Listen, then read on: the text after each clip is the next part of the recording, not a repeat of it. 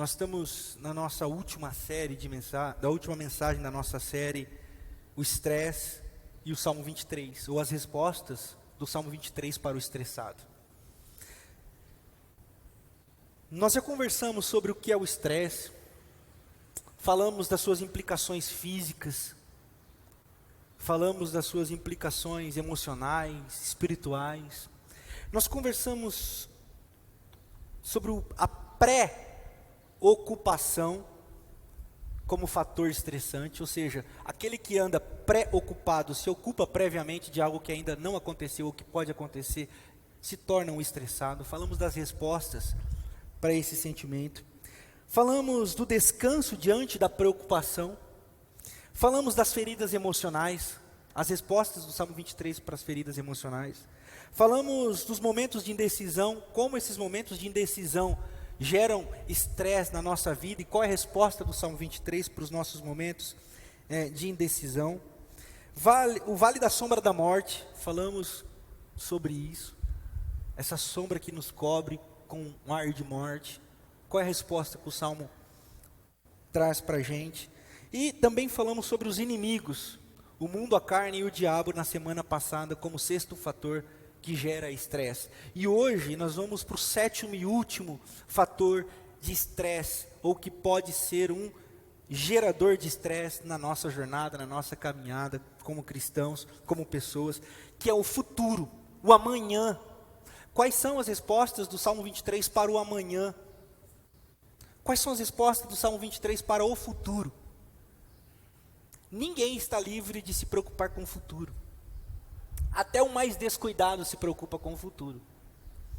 Então o estressado vive dizendo, tudo pode acontecer. Podia fechar essa porta aqui, por favor, Davi? Cadê o Davi? Tá pegando vento e vai ficar esse... O estressado vive dizendo, tudo pode acontecer. Ou ele diz, eu não sei o que vai acontecer, o futuro está aí, e eu não sei o que vai acontecer. O salmista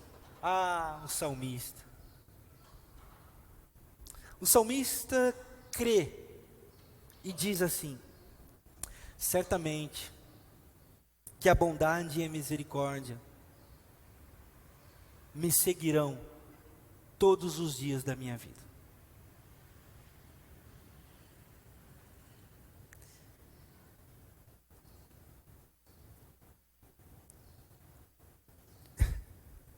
O que é a nossa vida? Tiago, irmão de Jesus, vai dizer lá no capítulo 4, no verso 14, que a vida é rápida e passageira.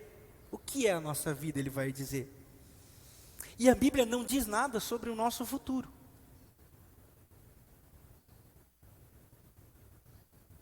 Vou repetir. A Bíblia não diz nada sobre o nosso futuro. Inclusive, aqui no Ocidente, nós tendemos a compreender o futuro para frente, né? Então, se você fala assim, vamos para o futuro, você pensa assim, vamos para frente. Mas no Oriente, a compreensão é o contrário. O futuro está atrás. O passado está na frente, porque o passado você vê, o futuro você não vê. Então nós caminhamos como que de costas para o futuro, olhando para o passado. Essa é a compreensão do Oriente, que faz muito sentido com o texto sagrado. É por isso que eu afirmo que a Bíblia não fala nada sobre o nosso futuro. Ela aponta para o passado e nos conduz mansamente para o futuro. E diante desse futuro que nós não vemos, a Bíblia nos garante que a bondade e a misericórdia nos acompanharão todos os dias da nossa vida.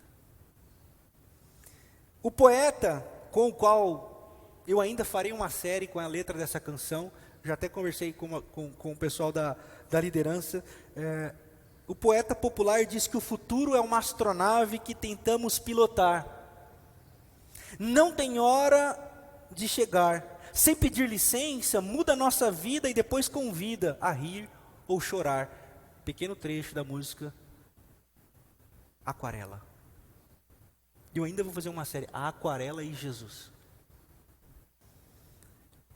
O futuro chega e não sabemos como ele é. Não sabemos como ele será. E ele está pronto. Mas nós estamos de costa para ele. Por isso que o futuro nos gera fatores de estresse. Nós não sabemos. E tudo aquilo que a gente não sabe nos gera medo. E o medo é um fator de estresse. Então, diante do futuro que não existe, o Salmo 23 nos coloca diante de algumas convicções. E eu queria compartilhar com vocês aqui hoje pela manhã, nessa nossa última série. O versículo que nós vamos destacar hoje do Salmo 23 é o versículo de número 6. Risque aí na sua Bíblia o versículo de número 6. Eu sei que a bondade e a fidelidade me acompanharão todos os dias da minha vida e voltarei à casa do Senhor enquanto eu viver. Destaque esse versículo aí na sua Bíblia. Eu vou falar de 4 convicções que o salmista no Salmo 23 traz para nós. O que é importante nós entendermos, o que é importante nós compreendermos como base hermenêutica e de construção de pensamento e de ensino, é que nós estamos lendo o Salmo 23, não como membros de uma comunidade judaica, e não como membros de nenhuma outra religião, senão a cristã. E se entendemos que somos cristãos, nós precisamos compreender que Jesus é a melhor parábola de Deus e que Jesus é a chave hermenêutica com a qual nós devemos colocar lentes e olhos sobre todo e qualquer texto bíblico. Tudo que foge disso é muito perigoso. Esses dias eu vi um vídeo aí de um pastor dizendo assim que perguntaram assim, Jesus é a chave hermenêutica? Ele falou assim, nós precisamos de uma chave maior. Uma chave maior do que Jesus. Quando conhecerem, me apresente, por favor. Então, Jesus é a chave hermenêutica. Então, nós estamos olhando para o Salmo 23 com a ótica de Jesus. E a primeira convicção, eu falei que são 4. A primeira convicção que o cristão tem como resposta no Salmo 23 para as ansiedades e os estresses do futuro é que as boas intenções de Deus são irrevogáveis. Vou repetir, as boas intenções de Deus são irrevogáveis. Todos os dias da sua vida, você vai ter alguém te seguindo. No dia bom, vai ter alguém te seguindo. No dia mau, vai ter alguém te seguindo. E eu quero destacar 2 aspectos que vão te seguir todos os dias da sua vida. É uma dupla, quase Batman e Robin, Fred e Barney, uma dupla que é inseparável, imbatível, que vão te acompanhar todos os dias da sua vida, se chama bondade e misericórdia. No dia bom e no dia mau, essa dupla vai estar lá no seu calcanhar. Bondade e misericórdia. É isso que o salmista diz, a bondade e a misericórdia do Senhor me acompanharão todos os dias da minha vida. E essas ações de Deus são irrevogáveis. E são independentes do que você faça ou do que você deixa de fazer. Onde você pise, onde você deixa de pisar. Quer você esteja no inferno, quer você esteja no melhor lugar do mundo, a bondade e a misericórdia do Senhor estarão no seu calcanhar.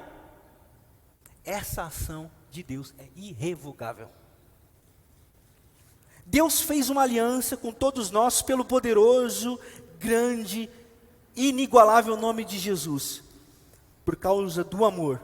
Romanos capítulo 8, verso 34 e 35. E quem é capaz de te separar dessa aliança? Quem é capaz de separar você dessa aliança? Vamos abrir Romanos 8, 34, porque é importante a gente ler. A gente fala de texto bíblico, a gente cita texto bíblico, mas às vezes eu tenho que ouvir, não, pastor, esse aí não está na Bíblia. Está na Bíblia, irmão. Está na Bíblia, Romanos 8, 34 e 35. Você pode ler até o 33 se você quiser. Ó. Quem fará alguma acusação contra os escolhidos de Deus? É Deus quem os justifica. Quem os condenará? Foi Cristo Jesus que morreu e mais, que ressuscitou, está à direita de Deus e também intercede por nós. Quem nos separará do amor do Cristo? Será a tribulação, a angústia, a perseguição, a fome, a nudez, o perigo, a espada? Como está escrito, por amor de ti enfrentamos a morte todos os dias e somos considerados como ovelhas destinadas ao matadouro. Mas em todas essas coisas somos mais que vencedores por meio daquele que nos amou.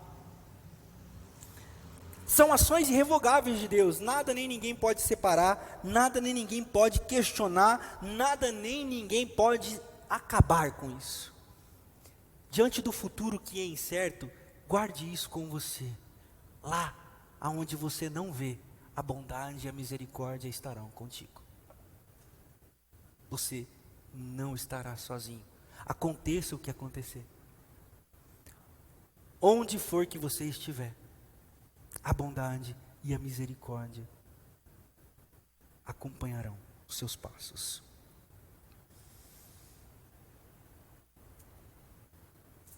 Vejam, não está escrito sobre justiça, sobre juízo. Essa é a grande diferença de Davi e o seu filho Salomão. É por isso que Davi é homem segundo o coração de Deus. Salomão foi só um grande rei em Israel.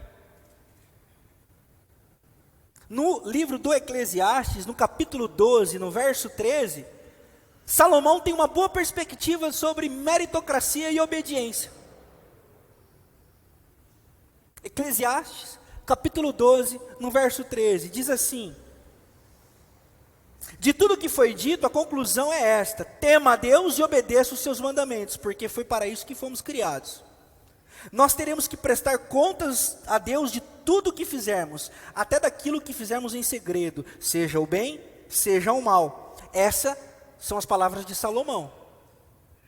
E tem muitas igrejas, muitos pastores e muitos cristãos que se apegam nessa verdade, de justiça e de juízo e de prestação de conta. É por isso que tem medo do futuro.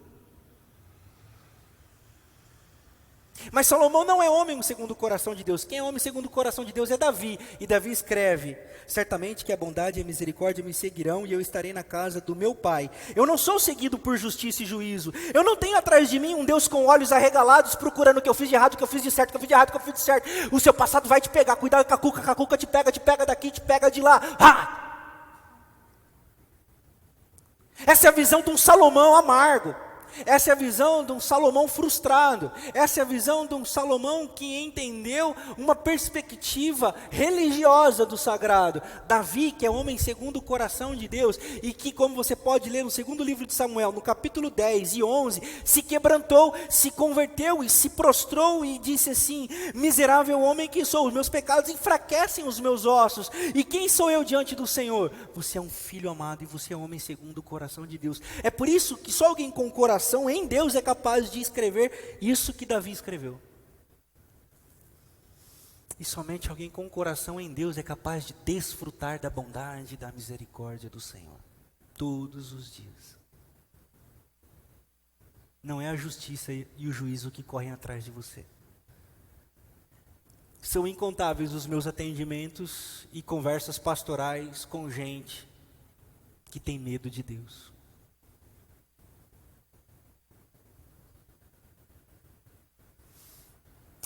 Isso é uma praga, o pensamento, essa ideologia, essa teologia,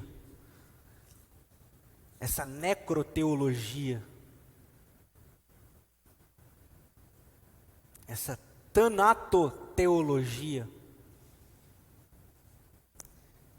é muito perigosa. Por isso, vamos focar nas palavras de Davi. A bondade e a misericórdia são irrevogáveis no seu amanhã. Está preocupado com o amanhã? Leve com você essa palavra: a bondade e a misericórdia me acompanharão todos os dias. Segunda convicção que eu tenho para falar para você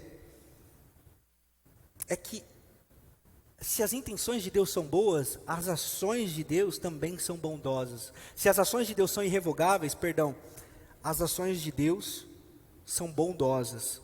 Ao afirmar Davi: certamente a bondade e a misericórdia me seguirão todos os dias da minha vida. O poeta, o salmista, está dizendo que Deus é bom. Salmo 145, verso 9, diz assim: Deus é bondoso.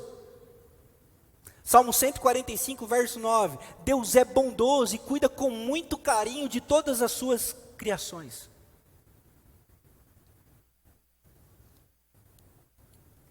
Enquanto existe muita gente que entende que o melhor jeito de ser é estúpido, quando muita gente diz que o melhor jeito é ser verdadeiro e falando a verdade, magoa quem magoar, goste quem gostar, aplauda quem aplaudir, esse sentimento de verdade, esse sentimento de indiferença ao sentimento das pessoas, existem pessoas que então preferem amar aos gritos. Tem gente que prefere amar ao chicote, tem gente que prefere amar nas amarras, nas correntes, e mais uma vez digo com propriedade e com conhecimento de causa, as pessoas, tudo no que é regido dentro da religião e Deus, gostam de correntes e gostam de amarras, sim, só não se dão conta disso, essa é a diferença. Porque se você perguntar, você gosta de chicote? Eu não, misericórdia. Você gosta de corrente, de amarras? Não, eu não. Mas não consegue se desvencilhar. Se tornou um lugar comum para elas. Então, a linguagem do amor e da bondade é infrutífera nesse tipo de coração. Eles precisam de um pastor que esbraveje sobre o inferno. Eles precisam de um pastor que esbraveje sobre a Bíblia. Eles precisam de um pastor que vai ficar dizendo quem vai para o inferno, quem é herege, quem não é herege, que é o que a gente está vivendo agora. Eu vou falar para você, hein? Eu faço parte de um grupo de pastores aqui que eu vou falar a verdade para você. Gente, eu estou chocado. Primeiro, com quanto eles compartilham fake news. É absurdo. A falta de neurônio dos caras me impressiona. Segundo, o ódio. O espírito de morte, o espírito tem que matar os hereges, e aquele negócio de pôr na fogueira, aquele negócio de empalamento público, é assim, é perceptível. Mas são esses que, de certa maneira, talvez constroem esse ambiente. Mas o que eu quero dizer para você não é sobre eles, nem quero gastar meu tempo com isso. Eu quero destacar o Deus das Sagradas Escrituras, que diz que o Senhor é bondoso e cuida com carinho das suas criaturas. Salmo 145, verso 9. E no mesmo Salmo 145, no verso 15 e no verso 16, diz assim: Ele ajuda os que estão em dificuldade. Tudo que vive olha para Ele com esperança. Olha que coisa mais linda. Esse é o nosso Deus, pessoal. Tudo que vive olha para Ele com esperança e não com medo. Tudo que vive deveria olhar para Ele como quem tem sede e espera não um raio na cabeça, mas um copo de água refrescante. No futuro, o Deus de bondade e misericórdia estará lá com você e não vai mandar um raio na sua cabeça, Ele vai cuidar de você porque Ele é bom. E Ele não pode negar a si mesmo. E Ele não nega a si mesmo, porque Ele não quer abrir mão de quem Ele é, porque Ele não pode abrir mão de quem Ele é, porque Ele é Deus. E Deus é bom. Se temos uma coisa para afirmar sobre Deus, Ele é bom. As suas convicções e o seu entendimento devem estar fundamentados na bondade e na misericórdia de Deus. Não se esqueça disso. No futuro que é incerto e no futuro que você não vê e que vai chegar, saiba que Deus continua sendo bom. Por isso que a Bíblia diz que tudo coopera para o bem. Porque Deus é bom. Todas as coisas cooperam para o bem daqueles que amam a Deus. Não significa que tudo vai dar certo na sua vida, meu querido. Não vai. Não significa que você vai orar e o seu pai não vai morrer. Não vai. não significa que você vai pedir e as coisas vão acontecer como você pediu, porque você jejua, porque você ora, porque você lê a Bíblia, faz devocional, e não falta um culto e é dizimista fiel. Porque todas as coisas cooperam para o bem, porque amar a Deus não é fazer essas coisas. Todas as coisas cooperam para o bem daqueles que amam a Deus, é porque confiam no amor de Deus e no cuidado pastoral que Ele tem por nós. Isso é amar a Deus. E aí eu quero fazer uma aspas, né? Nós estamos falando isso de amar a Deus. E o próprio Deus diz assim: se vocês amam a mim, amem uns aos outros, como eu vos amei. E o próprio Jesus diz assim: e se vocês amarem uns aos outros como eu amei vocês, é nisso que todo mundo vai saber que vocês são meus seguidores. Ponto final. Não tem mais alguma coisa, é isso. Então todas as coisas cooperam para o bem daqueles que amam a Deus, significa o seguinte, que em todas as coisas, esse caráter de amor de Deus que ama tudo e a todos, é formado em vós. Nas circunstâncias boas ou ruins que vão ser inerentes à sua existência, o caráter de Cristo está sendo trabalhado em vocês. Por isso todas as coisas cooperam para esse bem. E esse é o melhor bem que você pode ter, ser parecido com Jesus de Nazaré. Então todas as coisas cooperam para o bem daqueles que amam a Deus.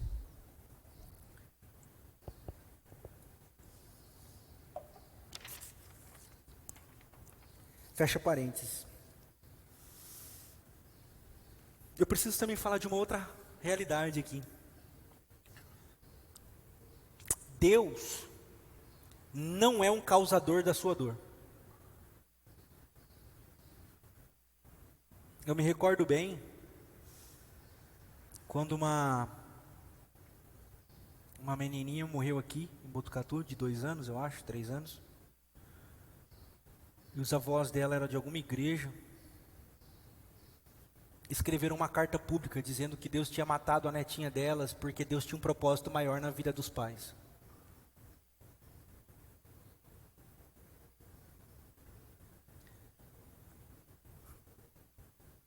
Eu já avisei, está nas minhas redes sociais, que de um Deus desse eu sou ateu. De um Deus que precisa matar uma criança para trabalhar na vida dos pais, eu quero distância. Mas esse é o nosso construto. O Deus que mata, o Deus que adoece as pessoas para que um propósito maior aconteça. Isso é de um equívoco teológico absurdo e ignóbil. Ignóbil significa desumano, asqueroso, monstruoso. Porque existir, irmão, é parte da construção da humanidade e da liberdade que Deus nos deu. Então você acorda e você dorme, como o irmão de outra religião acorda e dorme. Você pega o seu carro para ir ao trabalho, como o irmão de outra religião pega o carro e vai para o trabalho, ou que não tem religião nenhuma. O que pode acontecer é que você pegou o carro numa hora e o outro irmão pegou o carro na outra hora, e 2 corpos não ocupam o mesmo lugar no espaço. Bate o carro. Agora, você dizer que isso é Deus trabalhando para que você troque de carro, para que Deus, porque você pecou na semana passada, é de uma infantilidade absurda. Existir é estar alheio aos eventos e momentos e fatos da existência. Agora, o que é a graça de Deus, o que é a bondade e a misericórdia? Que nesses fatos que acontecem com tudo e com todos o tempo todo, o caráter de Deus é trabalhado em nós. É por isso que Deus transforma o mal em bem. É por isso que Deus transforma o dia ruim em um processo de que Cristo está sendo trabalhado em nós e formado em nós. É só isso. É só isso. Por que é tão difícil entender isso? Porque nós precisamos de alguém nos controlando o tempo todo. Lembram-se que eu disse que as pessoas são viciadas no chicote, no controle, na cajadada? Esse é um reflexo, uma construção de um Deus que está controlando tudo, porque eu sempre vou ter alguém a quem culpar ou a recorrer. Não foi eu que atravessei o farol vermelho na hora de bater o carro. Não foi eu que saí atrasado e estava acima da velocidade. Não foi eu que não dei seta na hora de virar. Não foi, nunca é sempre um... É por causa disso e outros fatores que eu poderia fazer só uma série justificando isso. Mas por que eu quero dizer isso para você? Porque no livro de Jó, na poesia de Jó, nós temos os amigos de Jó dizendo assim: ei, Jó, o que tu fez aí, irmão, para estar recebendo uma caca dessa, hein? Tu taca água suja com o cara lá de cima, hein, Jó, não tá não? Ele falou assim, eu? E é por isso que esse texto poético está na nossa Bíblia, para nos dizer assim, que as circunstâncias vão vir sobre todos. E no texto poético de Jó, Deus dá testemunha de Jó. Deus dá testemunha de Jó, ou seja, Jó era um bom exemplo. E as coisas aconteceram com ele. Mas a graça e a misericórdia e o óculos da chave hermenêutica de Jesus de Nazaré para o livro de Jó, nos faz compreender que o quê? Que em meio ao caos, em meio à dor, nada nem ninguém pode nos separar do amor de Deus que está em Cristo Jesus. E por conta disso, o caráter de Jó é transformado. E é por isso que você vai ler lá no capítulo 42 de Jó, no versículo 5, os meus olhos agora te veem. Antes eu só conhecia o Senhor de ouvir falar, mas agora, agora os meus olhos te veem. Isso é graça no Antigo Testamento com a chave hermenêutica de Jesus. O texto não está ali para a gente ficar procurando culpado. Os textos bíblicos, a Bíblia, o texto sagrado, está para nos evidenciar a graça e o amor de Jesus de Nazaré. E não para ficar caçando pecado, e punição, e motivo de desgraça. Nós precisamos readequar a nossa ótica. Então é assim, a bondade de Deus trabalha em nós e nas nossas circunstâncias. Creia nisso. No futuro, não se esqueça, a bondade está trabalhando em você, para que a cada dia você se pareça mais com Jesus de Nazaré. Creia nisso. Se permita. Lembram-se do Vale da Sombra da Morte? Quem estava aqui no Vale da Sombra da Morte? Quem não estava vai ter que assistir. Mas eu disse, não tenha pressa de passar pelo vale. Não tenha pressa. No Vale da Sombra da Morte, a gente quer passar correndo. Passar correndo é atravessar a rua na chuva. Vai escorregar, vai pisar no buraco, não vai ver o carro vindo. Vai chover em cima, vai chover embaixo. Vá andando. Não corra. Então, não tenha pressa. Saiba que a bondade do Senhor é na sua vida. Terceira convicção que eu quero dizer para você. Se as ações de Deus são boas, as reações de Deus são misericordiosas. Vou repetir. Se as ações de Deus são boas, as reações de Deus são misericordiosas. Veja. Reação é o movimento contrário a um movimento primeiro. Então, a reação de Deus. Nós fizemos um movimento. Aí eu poderia aqui pegar vocês pela cuca. Cuca te pega, pega daqui, pega de lá. Qual é o movimento que vocês fizeram? Qual é o movimento de vocês hoje? Aí você fala, eu me lasquei todo, e eu quebrei pra caramba essa semana, e eu xinguei, e eu falei isso, e aí eu ia pegar, tá vendo? Esse é o movimento de vocês. Qual é a reação do Deus Santo? Punição. E aí vocês iam sair tudo com medo daqui, e ia falar, não sai com medo não. Dá um dinheiro aqui, frequenta mais aqui, que aí essa ira de Deus vai ser apaziguada. Essa é a lógica da religião. Eu não estou aqui para fazer a lógica da religião. Quero dizer uma coisa para você. Diante da sua ação, seja ela qual for, a reação de Deus tem um nome. Se chama misericórdia. A reação de Deus, para qualquer que seja a sua ação primeira, é misericórdia. Você consegue entender isso? Toda e qualquer tentativa de justificação se torna secundária e periférica. Vejam, não somente as intenções de Deus são irrevogáveis, E não somente as ações de Deus são bondosas, mas as reações de Deus são misericordiosas. A bondade e a misericórdia, a dupla dinâmica, a dupla sagrada, também se manifesta na reação de Deus. Quando Deus age, Ele é bondoso. E quando Deus reage, Ele é misericordioso. Porque Deus só precisa exercer a misericórdia. Deus, Ele só precisa trabalhar na misericórdia, porque nós, amados e amadas, só fazemos o que não deveríamos.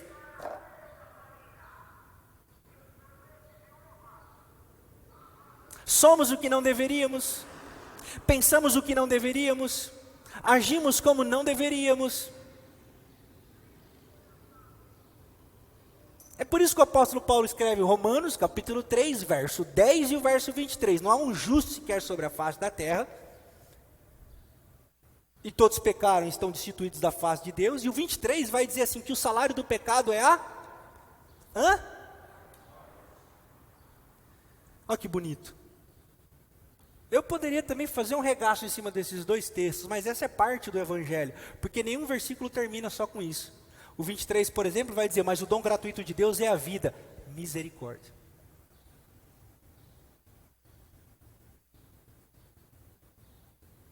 Misericórdia.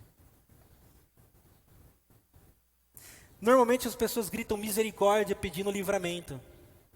Você fala um negócio, eita, quase fui atropelado, misericórdia, né? É o Ave Maria dos crentes.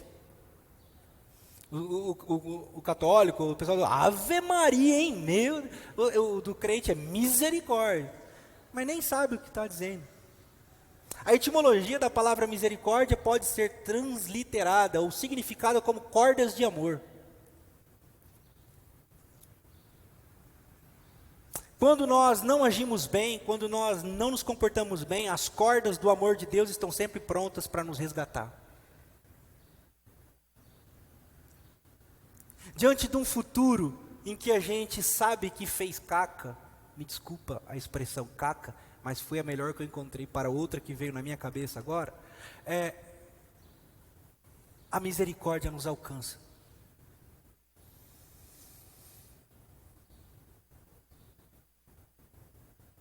Eu tenho muito medo quando as pessoas dizem assim para mim, pastor, estou orando para que Deus faça justiça. Ele tem uma treta lá com alguém. Aí ele fala, não pastor, estou orando para Deus fazer justiça. Já ouviram isso ou só eu que ouvi? Só eu? Estou me relacionando mal, hein? Então, quando eu ouço isso eu digo assim, eu fico imaginando o que Deus faria contigo diante da sua oração.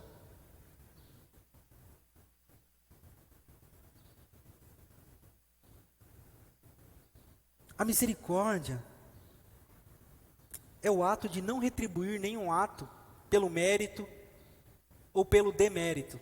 É simplesmente lançar cordas de amor.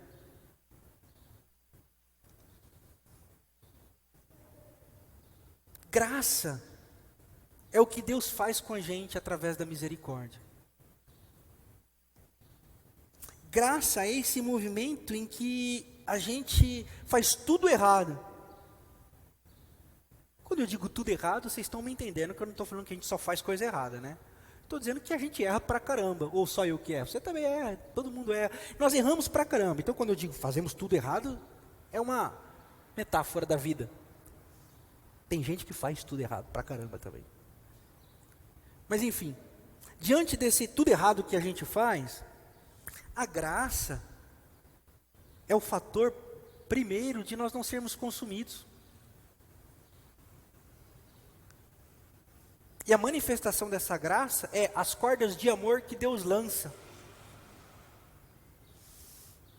No futuro, talvez, pela sua construção religiosa, você possa pensar que algumas coisas ruins podem acontecer com você por causa do que você fez no passado. Ah, pastor, então, esse aqui, será que não é porque eu fiz aqui lá no meu passado, tal? Eu quero dizer para você, no seu futuro, lembre-se das cordas de amor que são lançadas para você todos os dias. Porque a misericórdia é uma reação de Deus à sua ação, seja ela qual for. Seja ela qual for. Deus não vive jogando os nossos pecados na nossa cara. A quarta convicção que eu quero passar e última,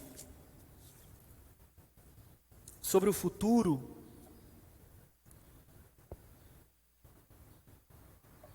é que a presença de Deus é indiscutível. No futuro, aquele que é como uma astronave que tentamos pilotar, mas não tem hora nem destino de chegar, Deus está lá. Deus está lá. E Ele não está lá apenas. Ele estará lá, como Ele está aqui agora com você. Ele está lá, mas tanto quanto Ele está aqui com você, presente agora. Olha que interessante, certamente que a bondade e a misericórdia me seguirão todos os dias da minha vida, enquanto eu viver eu morarei na tua casa. Algumas interpretações podem entender que a casa é o céu, e as pessoas pensam que é o céu, mas eu não creio assim. Eu não creio assim por causa de Jesus. João capítulo 14. Eu vou preparar lugar para vocês, porque na casa do meu pai há muitas moradas. É a mesma ótica hermenêutica interpretativa desse texto do Salmo 23. Jesus não está falando do céu, Jesus está falando da igreja. Há muitos lugares na igreja. Há muitos lugares no corpo vivo e místico de Cristo, e há lugar para todo mundo.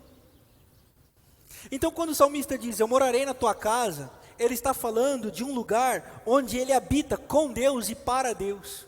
Assim como Jesus no Evangelho de João, no capítulo 14, diz que vai preparar morada para o pessoal, ele está dizendo assim, eu estou preparando um corpo vivo, onde eu habitarei e eu estarei presente, que se chama igreja. Onde Deus está? Na comunhão dos santos. Onde Deus está? Onde estão 2 ou 3 reunidos no nome dEle. Onde Deus está? Deus está sobre todas as coisas, sobre tudo e sobre todos. E escolheu a igreja para ser corpo do qual Ele é o cabeça. Efésios. Pastor, o que o senhor está querendo dizer? Eu estou querendo dizer que diante da ansiedade do futuro, Deus está na onde você encontra a presença dEle, que é a comunhão das pessoas. E essa comunhão com as pessoas te traz na presença de Deus, e te faz ter a certeza que no futuro, seja no amanhã ou seja no céu, nós estaremos juntos como igreja. É por isso que nós precisamos valorizar muito a comunhão. É por isso que aqueles que entendem o que é o processo de conversão não vêm na igreja porque são obrigados, vêm na igreja porque fazem parte de um todo muito maior. É por isso que o pastor Ed Renekiewicz escreveu um texto essa semana fantástico. Ele disse assim, que uns se libertam das bitolas da religião. Porque a bitola da religião é esse lugar, tem que vir na igreja, tem que dar dízimo, tem que fazer o quê, tem que fazer o que lá, tem que fazer. Aí a pessoa se liberta disso, aí ela vem para o outro lado, que se chama bitola de si mesmo. Que é o cara que acha, a pessoa que acha que não precisa fazer mais nada. Eu trabalho legal, eu sou gente boa, eu sou uma boa mãe, eu sou um bom pai, eu sou um bom funcionário, tal. Outra bitola, ele cria a caixa dele, o sagrado dele. Quem é o sagrado para ele? Ele. O nome disso é egolatria. Pastor Ed vai dizer, não, nós precisamos nos encontrar, porque na comunidade você vai ter as suas vulnerabilidades, os seus medos expostos, e quando nós temos as nossas vulnerabilidades, nossos medos expostos, a nossa comunhão, a nossa oração e o nosso amor cobre todo o nosso pecado e sara toda a nossa ferida. É na igreja. Pastor, o que isso tem a ver com a presença de Deus? Porque é onde Deus está. É o próprio Jesus que diz: onde estiverem 2 ou 3 reunidos, ali eu estarei. E eu sou o cabeça de um corpo que é muito maior. Que corpo? A comunhão da igreja. Não é a placa e nem o CNPJ, beleza? Não estou falando da placa denominacional, do templo, instituição. Estou falando comunhão, comunidade. No seu futuro, Deus está. No teu presente, Deus está. Na tua casa, Deus está. No teu trabalho, Deus está. Onde você estiver, Deus está. E amanhã, Ele estará. Porque é o mesmo texto de João capítulo 14 que vai dizer: eu vou para o Pai preparar lugar para vocês, para que vocês não fiquem órfãos. A palavra ali é para que vocês não fiquem sozinhos. E vocês sempre terão o Paráclitos, o Espírito Santo. A palavra grega para Espírito é Parácletos. Aquele que anda, caminha em paralelo, caminha ao lado, o conselheiro, o ajudador. A presença de Deus é indiscutível. Onde quer que você se encontre, Deus vai estar. Não apenas numa situação geográfica ou existencial, circunstancial, mas em qualquer lugar. Lembre-se que Deus está. Tem uma música do Grulha que fala isso, né? Deus está.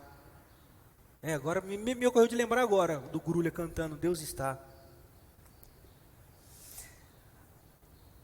E é na igreja que nós experimentamos esse conhecer de Deus. É na igreja.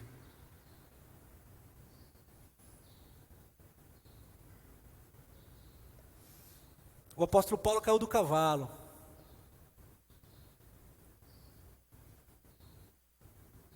Ficou 3 dias cego. Depois que entendeu, saiu semeando boa nova em comunidades. Foi para Éfeso, foi para Filipe, foi para Galácia, foi para Tessalônica, foi em Colossos, instruiu o jovem pastor Tito, instruiu o jovem pastor Timóteo, porque ele entendeu que o lugar onde a graça de Deus se manifesta é na comunhão e na igreja. Onde Deus está? Na igreja. Como que Deus se manifesta? Através da igreja.